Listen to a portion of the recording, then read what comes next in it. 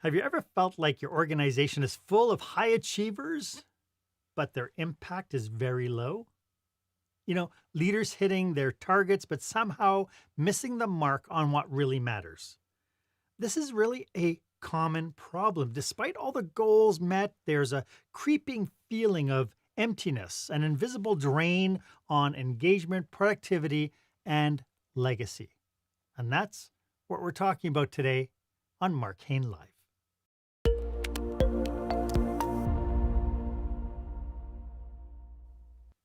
Welcome to this episode. Of course, this is where small business owners and entrepreneurs develop new skills to help them create the jaw dropping, show stopping experience that their customers and their employees deserve. I am your host, customer and employee experience strategist, Marc Haine, and I am so glad that you are here with us today. My guest for this episode is the Mosaic Integral Leadership Expert, Irene Riad. And in today's episode, we're going to be pulling back the curtains on what it truly takes to lead with purpose and impact. We're going to uncover how aligning your inner values with your business goals can really transform not only your leadership style, but your whole entire organization as well. I do have one simple request. If there is somebody in your circle who could benefit from this insight, I would love it if you would share this episode with them. Pass it along and let them know this episode exists, because knowledge is power, but only if we share it. So, in a nutshell, if I was to summarize this episode into one word, it would have to be misalignment. Today, we're addressing a hidden struggle that is faced by so many leaders, especially those on the front lines or in middle management. You're checking all the boxes. Your business goals, your KPIs, your financial targets are all on track. But beneath the surface, there's this unsettling disconnect, a sense that despite all the wins on paper, something is missing. Your employees don't seem to be engaged. Your customers seem to be distant. It's what I call the misalignment between one's professional role and one's deeper purpose. And that brings us to our question of the day.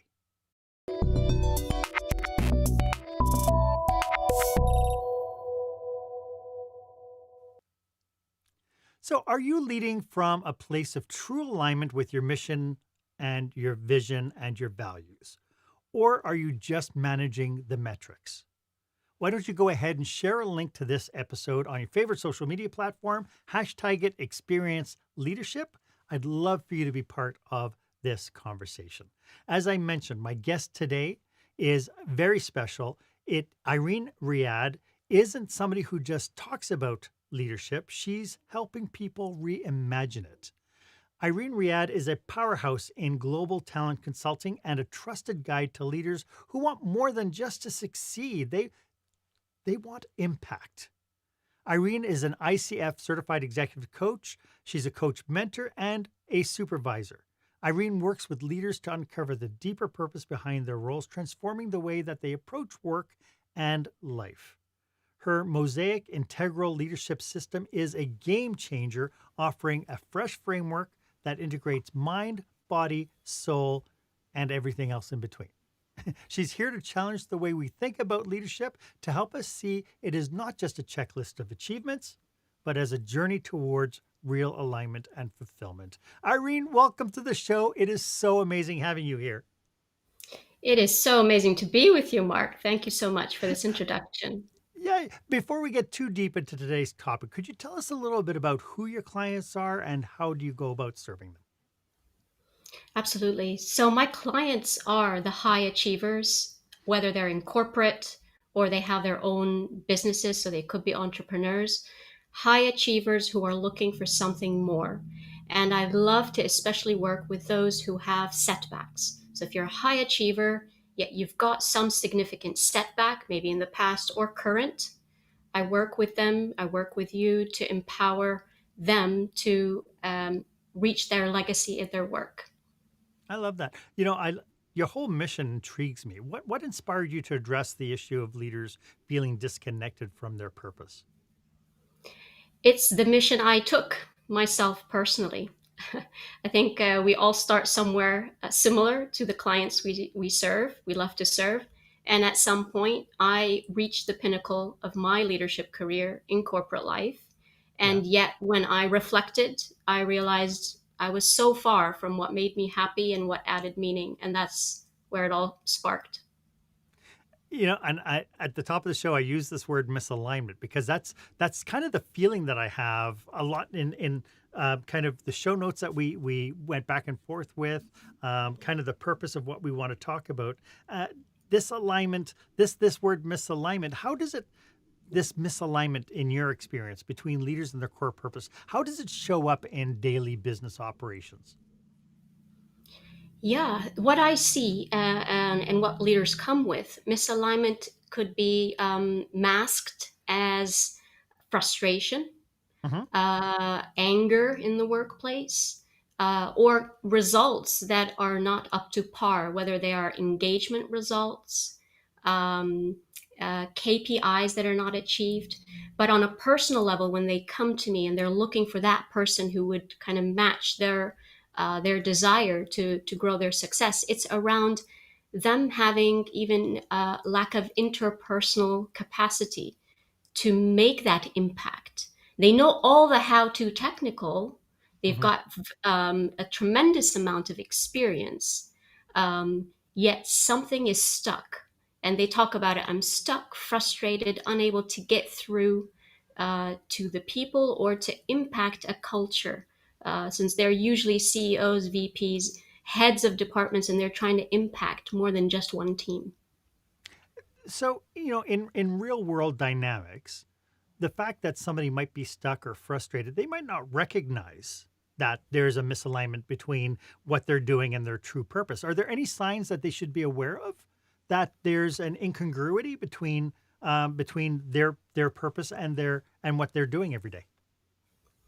Absolutely. The flags start to show when there is, at the end of the day, if one feels drained to the degree that it's having a negative effect on the weeks to come, then we know that draining, burnout, and that space where leaders feel that whatever they do, it's not working anymore, and it's kind of um, um, impacting them in a way where they start to not put or not care, but not feel that they have the capacity. So lack of confidence starts to dip a bit.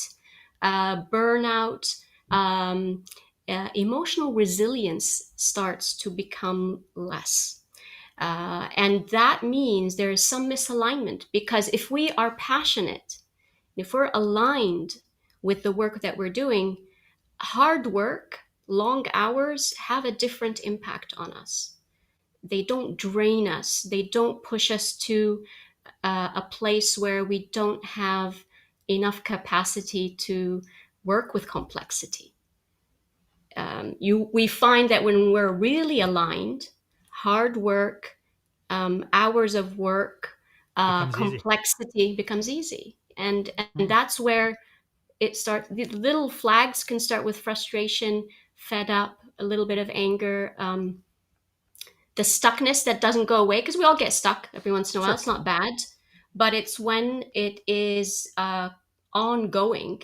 And it's I've had leaders who come to me where they've actually fainted in the workplace, or they've had heart palpitations, they've had some kind of uh, they've had to go to the medical check. It wasn't really a stroke, but it was something maybe to when people reach the body speaks. So Yeah. when our body, if we catch our body in all its ways, mind, body, the sensations where we can no longer withstand ambiguity, complexity, failure, if we're really triggered by what goes on in the workplace, then it's time to pause and see, are we aligned? And if so, then there are other things to do. But a lot of times we've gone off in terms of doing work that isn't really aligned with either values or aligned with our dreams for the company, for ourselves, something is not connected correctly or fully. To some people watching this, and even some entrepreneurs and business leaders that I know, all the kind of high stress stuff that you just described, to them, they would look at that and go, well, that's just Tuesday. That they're so ingrained in that this is their reality that they've stopped looking at it. So part of what you're suggesting then is that we need an intentionality to be aware that maybe what we're seeing every single day, 365 days a year, is not normal. Absolutely. I And totally agree with that. And so then how do we define and shake ourselves out of this? Obviously, if you're tuning into this podcast is because you're here this long, you know that there's something wrong. So obviously getting information from outside sources that this is not a normal way to go, but people know their reality because they live it every single day. And yet they haven't been able to filter out that this might be the misalignment that you're talking about. True. And either we get intentional as to question ourselves, is this the lifestyle I want to maintain? Because we Mhm. could have our days of really excessive work, but is this happening so often that it has become my lifestyle? And do I want to maintain living like that for the next half of life? I would Before suggest that there are even people who would say that, would look at that and go, "I don't have a choice, it's my business." that's the trick of an ego. You always have a choice. Love it. I Yes. love that you said that because that is so important to realize that a lot of what we put ourselves through is this ego of, "I don't wanna fail. I don't want people to see me weak. I have to be the leader that I know I should be." And so because of that, we're creating this additional, this is kind of the stress squared. Absolutely, yes. And it's a big choice to make because it requires change. That Mhm. either we've got to be intentional and willing to make that change that won't be comfortable initially. And as you said, we may interpret it as weakness. So again, really holding that ego in its place, because the ego will play all its tricks and cards to keep you doing what you know how to do best. Mhm. And we've all had to work so hard initially in our earlier careers. And so that has served us. It's not a lie. But that's why I say the next half of life, because what has Yeah. got you here will not get you there, as we know that famous saying. Yep. And it's Yep. true. The more I learn and research, the more now I understand what really that means. Right. So, I mean, obviously, leaders are surrounded by other people. Are there specific behaviors or habits that you see in leaders who are struggling with this type of misalignment? Yes, there's the habit of Yep. busyness. Mhm. This is a real a real challenge, because there is a lot to do. It's not trying to ignore that there is not much to do. There is. But then one has to really get clear how much of this to do is just busy work. It's not important.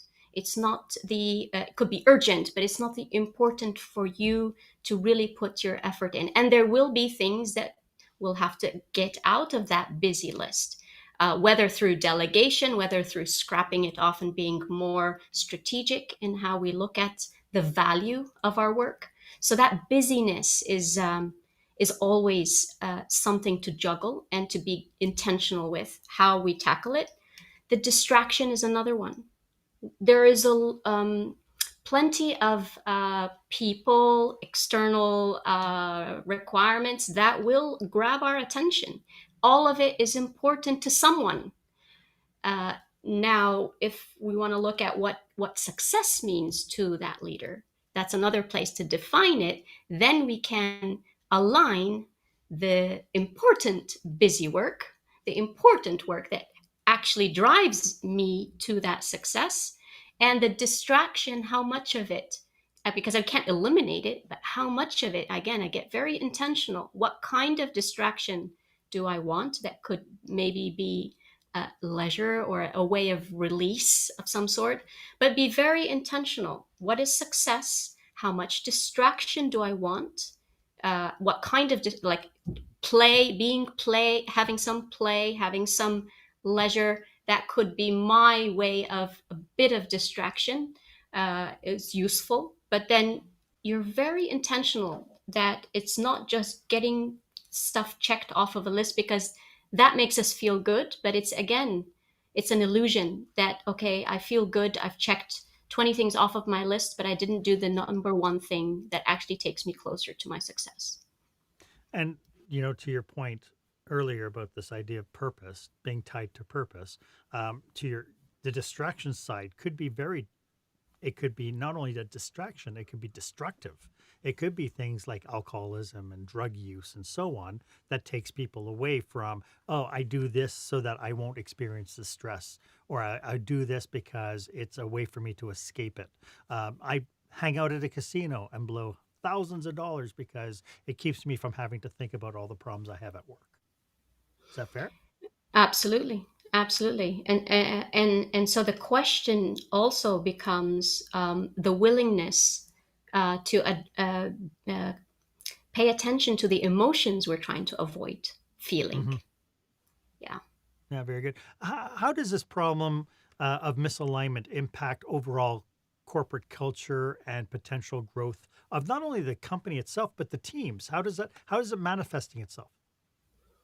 Well, there's research now that says that cultures that are not really focused on helping teams and leaders be purpose kind of driven, Mhm. that there's around a 76% of burnout that they feel, and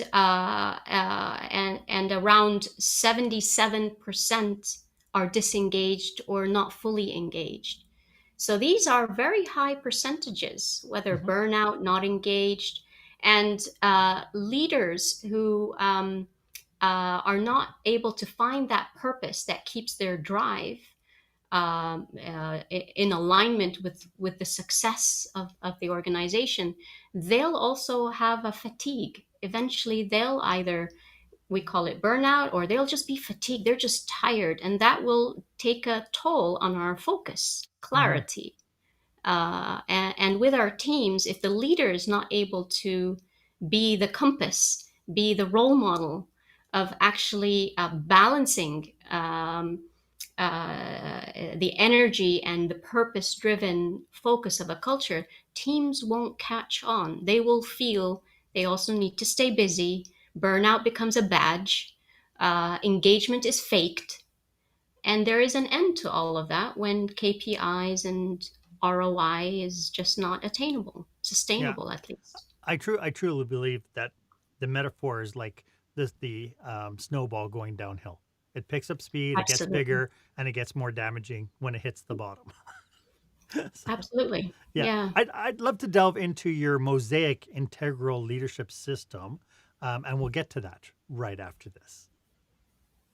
When the spotlight shines on your business, are customers applauding or yawning? In other words, how is your business performing? Make your business a star with the new book, Lights, Camera, Action, Business Operational Excellence Through the Lens of Live Theater by Marc Haine. Marc uses his business and acting experience to help you see your business like a live show, so you can create a performance your customers will never forget. Buy Lights, Camera, Action today at your favorite online retailer or directly at marchaine.com. Welcome back. I am speaking with Irene Riad. Riad, your book has been a long time coming. Can you tell us a little bit about what it's all about? Absolutely. Yes, it's been 3 years since I actually started putting paper to pen, but it's been let's say 2 decades in the real making when I had to reflect to bring it all into meaning. So my book is coming out towards the end of the year. It's called Radical Becoming, and I'm co-authoring it with the legend Brian Tracy. It's an honor for me to write with him in that book. And what it looks at is that superpower, which we can look into now, which I call the Mosaic Integral Leadership System. And so tell us a little bit about this Mosaic Integral Leadership System. Can you explain what it is and what it entails and how it addresses this idea of misalignment?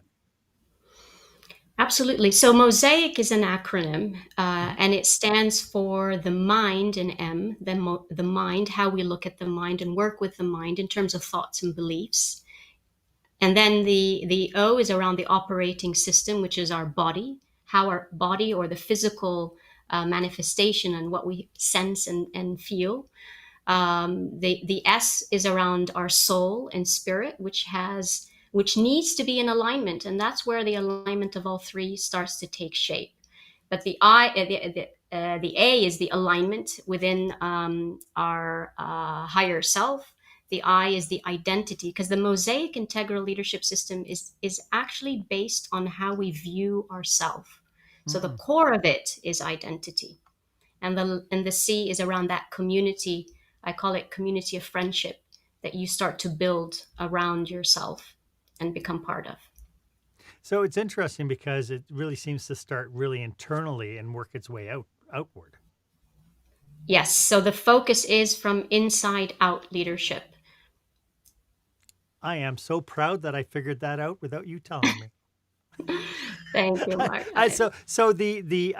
the framework itself, is it fair to say that if you're not strong in one of them, that the rest of them can't happen? Not so much that it can't happen, it's happening, but without conscious awareness means it's probably misaligned. Gotcha. So the Mosaic system is about bringing awareness to every leader. We start with leader themselves and it can go to teams, but to every leader, if you're not aware that you've got 7 key areas to keep in alignment, or to keep tabs on, are you aware of how it's evolving, then then that could be the place where one starts to say, I'm stuck, I'm not sure why things are not working. um, I'm using my mind and I'm very conscious of my, let's say if you are using, like if you understand how your mind works in terms of how beliefs affect thoughts and feelings and all that, that's great. You're probably doing a lot better than people who don't know how to use their mind in a more complex way. But then if you're neglecting your operating system, which I say the body, if you're not connecting to how your nervous system shows up in times of stress, in times of important presentation, um, you're missing cues, you're missing information that could be intuition that you're just not really tuning into, whether it's heart, gut. So the body plays a lot. So and then the soul. Oftentimes in the corporate world, if I bring the topic of soul, it's like, what are you talking It about? becomes so woo-woo, doesn't it? It's like, oh Yes. my goodness, she's talking about because it doesn't have substance. But to your point, Interest. when we talk about manifestation, that becomes a substance, isn't it? Absolutely. That's the source Yeah. from where your imagination is cultivated. Well, and your And mindset, mindset. right? Uh, Absolutely. Absolutely. you mentioned something about the 7 lenses. You mentioned is that the 7 components of awareness? It's the yes of mosaic, of specifically the mosaic. So the 7 actually align well with 7 levels of consciousness as well. Okay. And so can you define what that is? What these 7 lenses are? So the first lens is the mental lens. Oh, okay. So Okay, it's the so the mosaic is mind. each one of those. Yes, yes. Gotcha. Okay. And so how does one start looking at kind of this mosaic framework and start kind of shifting and developing so that they're going to be in a more positive light when they come out of the end of this framework? I mean, obviously, when you're saying mental is one of the first components of it, but that in itself can be its own kind of amazing barrier to moving forward. Absolutely. So when I work with clients, helping them understand how to work with each lens becomes part of the process. So when I start with the mental lens first. Yeah. Usually that's the best place to start because we're in corporate always on that space anyway. Um, so I look at the mental lens from a Jungian perspectives. Carl Jung, a Swiss Mhm. psychologist who looks at the mind from a psycho-spiritual perspective, helps us understand the components of our mind. For example, how is the ego creating the persona or the personality with which you show up in the workplace? So, helping the leader that I work with actually recognize the voice of the ego, recognize that the ego is supporting them in putting a great persona on. However, it is also limiting them to help them connect to what could be in the shadow. So we talk about the shadow. What is hidden? What are things that are not considered leadership like? They're not part of my persona. I'm a high achieving, go getter kind of person. So, this lazy, not putting in the hours, we have a judgment on the opposite of our persona. Mm. The learning is that we're all of it. We're we are a lot larger than our persona, which what the ego likes us to think. So spending time to start with how our mind is thinking, because we are not our mind. We have a mind. Hmm. We are not our thoughts. We have thoughts. Which of these thoughts are yours? Which of these thoughts have come from father, mother, peer, society? So we drill. It takes some time to really understand where am I in all of this mental space And lens. where do I exist in it? But at the same token, this mental model, this idea of putting on a persona, I do believe that we just like in acting, we assume a role. When we get home in the evening, we're assuming the role of a parent. When we're at work, we're assuming the role of a leader responsible for a team. We're also, part of a team that we are answerable to certain things. And so it feels very much like this whole mental model is really we're putting on one mask over another mask, shifting out for another mask. How do we find ourselves and our true being within the confines when we have all these different roles that we're playing? Yes. So finding ourselves starts to grow when we tap into the body and the soul, Mm, because we are not just a thought or in that mental space. It's just that recognizing that you have awareness of them. So that phase of looking at the mental space is important for me to work with the leader and understand that they are aware that they have thoughts. yes. So we play with that until we reach that space. So you are aware. So this awareness is who is being aware, and so you start to expand in terms of who you're actually being when you're aware. And then that means, so in your body, how does that what kind of messages are you getting in your body? What is it that where is the how much of your decisions are coming from heart space, mental space, gut space? And it's when we reach the soul where it becomes more purpose. Sometimes if leaders struggle with soul, it's not about the word itself. We can scrap the word. It's that higher level of purpose, Right. higher So it in. has nothing to do with religion or belief systems. It is really kind of Yeah. how you feel about your place on in this reality. Absolutely, it has nothing to Gotcha. do with religion. It's all about the essence. Your larger essence is something that is felt, and the soul language is feelings. Yes. The I love that. feelings that we get. Mhm. This is so fascinating. Very quickly, how can people get in touch with you if this is resonating with them? Please get in touch through LinkedIn. I've got my profile, Irene Riad, linked on LinkedIn. Also, the website, www.mosaicintegralleadership.com. sightcet, sightcet.com.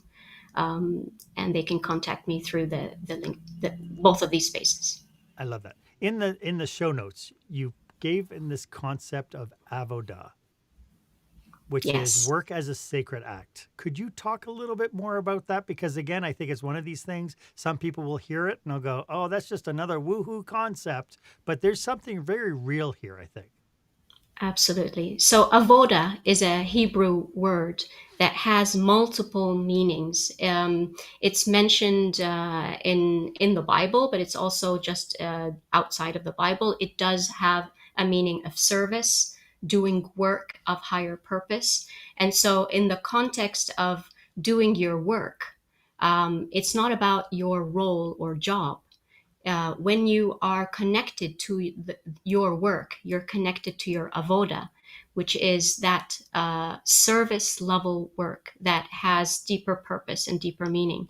And so every leader, you're in a position where you're able to serve a lot more people. You're in a position to really dig deep. And there is a reason that you have that role. There is a reason you have so many people looking up to you and impacted by everything you do. And if we start to turn that lens a bit from just job to higher purpose, then that work which is your avoda, is more sacred than you may have believed or may have thought initially. It's not just yes, it pays the bills.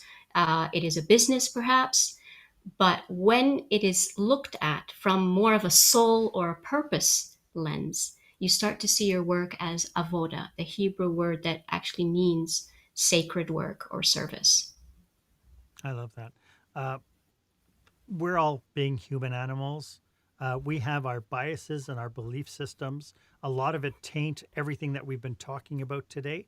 How does one kind of overcome some of those pre-programmed biases and beliefs? Is it strictly through kind of counseling, working with you, or is there a way that they can do some sort of self-reflection exercise to be able to see exactly how their world is being tainted by the kind of glasses they're wearing? Yeah, absolutely. Well, the work I do is actually coaching, not counseling. Counseling could help, but coaching where and if they don't, if they could start on their own as well. Questions that helps them ask would be things around what beliefs about yourself or the leadership that you're holding is fully coming from embracing your potential, for example. How is your physical well-being influencing decisions that you're making or choosing not to make? So questions that I would recommend is actually carving out 10 minutes, 10 to 15 minutes in your day, whether that's the morning or the evening or somewhere, where you start to reflect on when did fear come in to your decision making, and when did love was the actual, or kindness, or whichever word that you joy. So whatever you feel is the opposite of fear. So, and then that would be reflection time that allows us to see, are we being pushed by fear, or are we being pulled by love or joy or kindness? Because fear is the language of the ego, and love or joy is the language of the soul or the purpose, the And higher it's a purpose. language of contribution as well. And contribution, community, Yeah. having service. Yeah, Yeah. absolutely. Yeah. I love this. Hey, when we come back, I'd like to talk a little bit about some cautionaries and pitfalls for people who this might be resonating for, and they want to take the first step. What are some things they should be aware of? And we'll get to that right after this. When you're delivering an important speech to a huge audience, it's easy to lose your place or go way over time. Give yourself an advantage with the Pro Speaker Presentation Speech Timer app. No more checking your watch or calling for time. The Pro Speaker Presentation Speech Timer app keeps you on track with easy-to-see timers, even changing color for visual prompts during your speech. And you can set audio cues to practice, or set it to vibrate so you don't even have to look. Be the pro you know you are. Download the app at speakerpresentationtimer.com. We are having such a phenomenal discussion, and I hope you're getting a lot from it. As evident from our discussion today, you can tell that Irene and I are deeply dedicated to supporting business leaders just like you. So, if you're in the midst of planning a leadership retreat or an industry conference, or you know somebody who is, Irene and I would love to serve. So, feel free to reach out for a conversation about your unique challenges or to discuss how we can collaborate to achieve your goals. Irene, I'm loving this conversation. You know, my tagline early on is daring people to lead with love and kindness first. So I know that we're on the right track because I think, you know, when we're putting on this lens of caring, it changes everything about us. Yeah. Can you talk about how self-awareness and self-reflection can really benefit leaders? I mean, you talked about doing it, but really, what is that benefit? The greatest benefit is the deeper connection with oneself.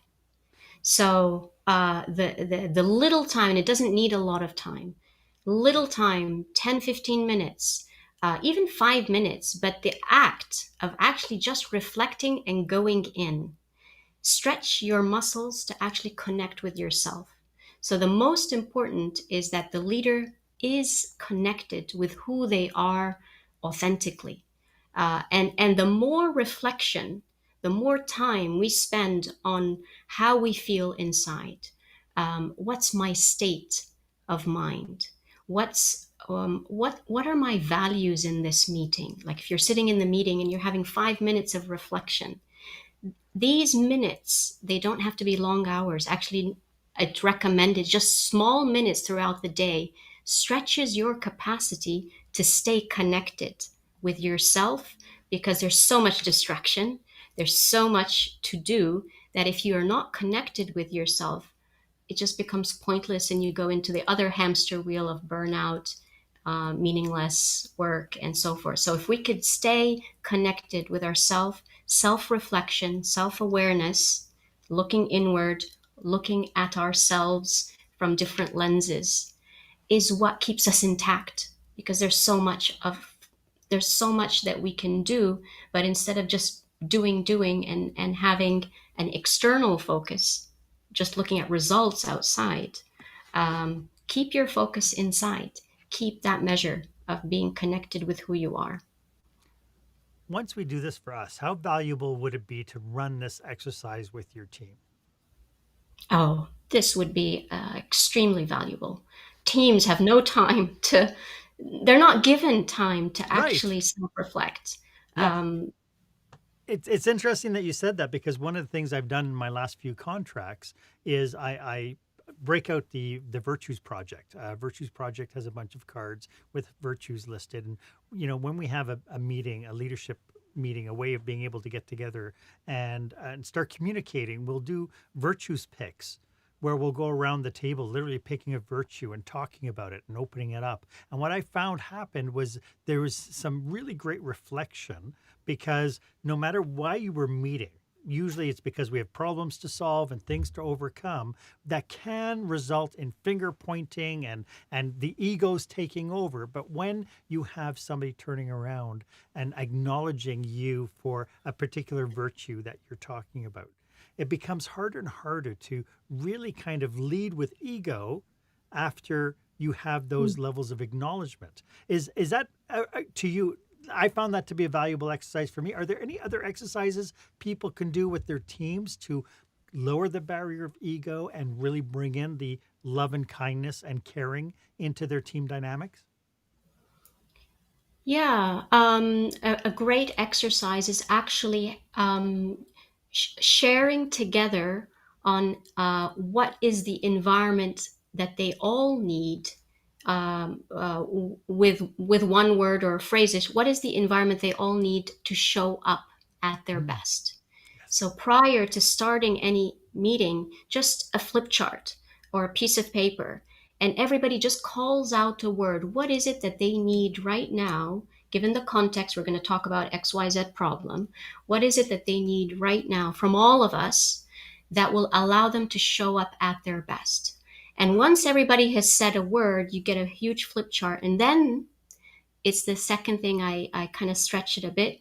Have each person take one word and they become the owner, that they own this for today. So if anybody starts, if let's say we say respect, or yeah, respect, we respect different views, and somebody says someone and then immediately somebody objects, the owner of respect just can hold the card and say, we need to follow that. Just holds it up, and then people will recognize, okay, we need to leave space for that. So we each give a name, we each have an owner for one of them, and we bring this responsibility together. It's not the leader's job only, it's all of Yeah. us. And so it also gets rid of the ego about, hey, you remember what we talked about at our meeting? You're not just holding up a card and people going, oh yeah, right. Yeah. And it helps get that mind. And again, it's about kind of challenging your mindset as you go forward, because we are always in crisis, it seems. For people wanting to kind of start this journey, what are some cautionaries and some pitfalls they should be aware of? Because I have a sneaking suspicion it can be really easy to create a Band-Aid solution to something that won't stick. It'll feel inauthentic over the long term, and then it'll actually break trust within your team. Yeah. So definitely, the precaution is to be careful not to be labeling people. uh, because initially we do start off by recognizing our ego may have a certain tendency, a preference, um, and then, for example, I may have a preference of being busy, high achiever, perfectionist, let's say. And so, if we are doing this in a team and we are sharing our tendencies and our preferences that ego has, it's extremely important, cautionary, that we don't use these to later label people and say, oh, here's your perfectionist coming out again. And it's pointless. People are not going to be sharing with an open heart. We share them because it is a practice of vulnerability. We're becoming aware. And so initially, there should be a strong contracting part where we're all doing this together. And there is no bad thing about an ego. There's nothing bad about a perfectionist. They're there for a purpose. They're useful for certain situations. So recognizing labeling is part of awareness, but let's not take it as and use it as a labeling someone later in the workplace to kind of help them, remind them they shouldn't be doing something. Yeah, It's that not you're how it. bad. Yeah. You're bad. Yeah. You're being bad. Yeah. But this has been such a great conversation, Irene. Do you have any last thoughts about what we've been talking about today? It's been very rich with you, Mark. I think, Has been. yeah, It's been like this big.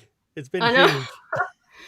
Yeah, I think what comes out to me again is that, as leaders, we're evolving. So our identity of who we think we are is always evolving. And so, leaving people with a question is really kind of maybe where I am at this point. Who is who are you becoming? And have that vision of whom you are becoming right there, right now, so that you are being the being in becoming is that it are is fully someone that you're able to connect with. Love that. Personally, I'm becoming Han Solo. I don't know about anybody else, but but Yeah. could you remind everybody one more time how they can get a hold of you? Please connect with me on LinkedIn. It's Irene Riad, same name, and on the website www.sightset.com. I would love to connect with anybody and all people on your audience. Thank you so much. And again, thank you for coming by and sharing your passion and your expertise. This has been a brilliant conversation. I really appreciate you. Thank you so much, Mark. Really appreciate the chat we had. Why don't you let me know if this was of value to you? As always, my offer stands. If you would like 30 minutes of my time to brainstorm your business with you and your team, feel free to book some time on my online calendar. The link is in the show notes. And feel free to reach out to Irene if you feel that she can help serve you and your team. I know it would be an honor for her to be of service to you. It's how she's wired. And while you're at it, if you want to follow me on LinkedIn, please connect with me on LinkedIn. I'd love to be able to connect with you and see what you're up to these days. And while you're at it, why don't you go ahead, leave a comment or review about this episode? I'd love to get your feedback. Was this of value to you? Did it serve you in any way? And of course, if you haven't done so yet, please make sure that you're subscribed to the podcast. That way you get notifications whenever I bring you fresh, new content like today's featured guest, Irene Riad. Thank you for joining me today. My name is Marc Haine. I hope you stay safe, stay healthy, and I hope you dare to be the exception. Thanks for joining me today.